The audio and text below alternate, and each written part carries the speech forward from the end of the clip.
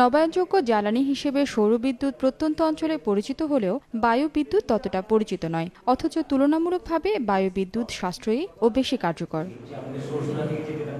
2 বছর ধরে বাংলাদেশের আবহাওয়া উপযোগী উইন্ড টারবাইন বানানোর কাজ করছে গ্রেভো নামের একটি প্রতিষ্ঠান, যা দিয়ে কম খরচে উৎপাদন করা যাবে বায়ুবিদ্যুৎ। গবেষক জাওয়াদ হাসান জানান, বাণিজ্যিকভাবে প্রকল্পটি বাজারে আসলে লাভবান হবে সাধারণ মানুষ। পুরাটাই বাংলাদেশে বানানো ফর দ্য ফার্স্ট টাইম। আর যেটা হয়েছে যে আমাদের এটার প্রোডাক্ট কস্ট, যেহেতু আমাদের লেবার কস্ট কম্পারেটিভলি ইন্টারন্যাশনাল মার্কেটে চাইতে এখন অনেক কম, সো আমরা পার ইউনিট জেনারেশন কস্টটা অনেক কমে রাখতে পারবো। অনার্সে ইন্টার্নশিপের অংশ হিসেবে কাজ করতে গিয়ে তরুণ এই উদ্যোক্তা প্রথমবারের মতো উপলব্ধি করেন বায়ুবিদ্যুতের সম্ভাবনার বিষয়টি। যখন আমি ব্লেড ডিজাইন করছি, আমি বুঝতে পেরেছি যে এটা পসিবল, এটা ফিজিবল, এটা অসম্ভব কিছুই না। কারণ আমি সিমুলেট করছি অ্যাপ্লিকেশনসে, আমি দেখতে পাচ্ছি যে আমার আসলে কীভাবে সিস্টেম ডিজাইন করলে আমি কীরকম আউটপুট পাবো। আমি যেটা চিন্তা করছি আমার পয়েন্ট অফ ভিউ থেকে, বাইরের দেশের একটা প্রোডাক্ট হলেই যে ভালো হবে বা বাইরের দেশ থেকে এনে বসিয়ে দিলেই যেটা ভালো হবে, তা তো না।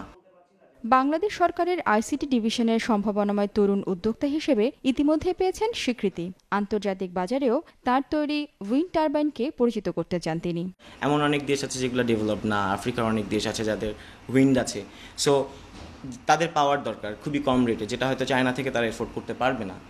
এবং ওই ডেভেলপমেন্টটা আমরা আমরা খুব বেশি কমার্শিয়াল ওয়েতে চিন্তা করছি না, আমরা ডেভেলপমেন্টের অ্যাঙ্গেলেই চিন্তা করছি যে পাওয়ারটাকে কীভাবে, how we can use it for the development. Reshmi Nandi, Jamuna news, Chittagong.